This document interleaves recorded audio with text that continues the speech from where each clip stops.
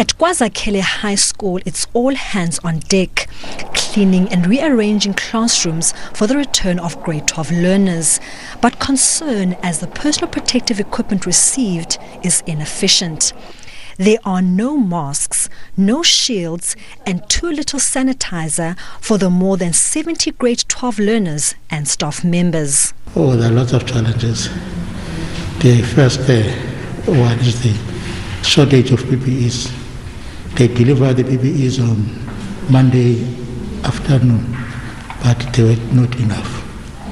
And we're still waiting, and they promised that they will deliver the remaining equipment on Tuesday. But up to now, nothing has arrived. But as a school, we're trying our best to prepare for the learners on Monday. As you can see also here that there are people that are cleaning the classrooms. But the problem is that without the PPEs, nothing that we can do. Mfesana High School is in Motherwell Township, the epicenter of COVID-19 infections in Port Elizabeth. Here, the situation is the same. Over 147 grade 12 learners, and these are the only PPEs the school received. The school is yet to be cleaned or disinfected. The grade 12 class is dilapidated and dirty.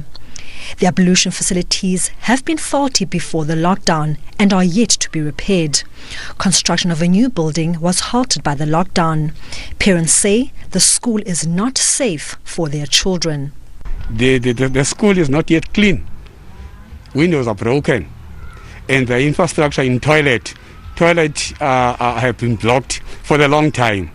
That is the key issues, and water is not being supplied. There's no tanks, there's no more taps. That is the core reasons that I'm saying that the school is not yet ready. Bethel Primary in Bethelsdorp is also not ready to welcome the grade 7 learners on Monday. No desks have been arranged, no protective equipment has been delivered, and no disinfection has been done at the school. Focuses here is also the teachers, the grade 7 teachers. The fact that we need to consider their morbidities and teachers with underlying illnesses. About 8 of our teachers might not even come back. So we're obviously going to have a shortage of teachers and who's going to teach these children. And then also our principal.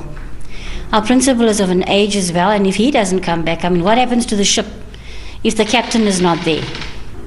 So that is also one of our main concerns here. But in terms of the school being ready, most definitely not. Teacher unions have released a joint statement calling on teachers not to return to school if there's inadequate PPEs or schools not disinfected. They say a survey they conducted across 9,365 schools shows that most schools are not ready to open. They say PPEs have not been delivered and there's no clean water. SADTU in the Eastern Cape says the safety of learners and teachers should be a priority. Schools where it is unfortunate that they did not receive all what they expected, we urge them to be very cautious, not to endanger their lives. They must make sure that before they go there, that is to schools, it is safe to do so. They mustn't risk their lives. The commitments made by the employer must be observed to the latter. So we urge them to be extra careful. The Education Department will allow teachers over the age of 60 or those with underlying health issues to work from home if they have a doctor's confirmation letter. Those with manageable illnesses are expected to be at work. The department says access teachers will be directed to schools with shortages.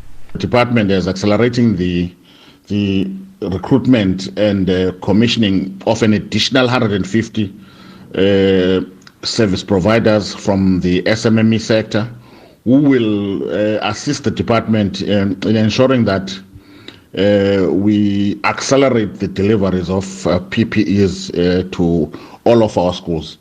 You will note that the first round carried out by the initial 30 providers was meant to mainly service the SMTs and the educators who had started at school this week. So we are going to accelerate the work now of providing additional PPEs for learners as they come back to school on the 1st of June. Parents in Port Elizabeth Township are hesitant to send their children to school on Monday. Most say the department has not done enough to ensure the safety of their children.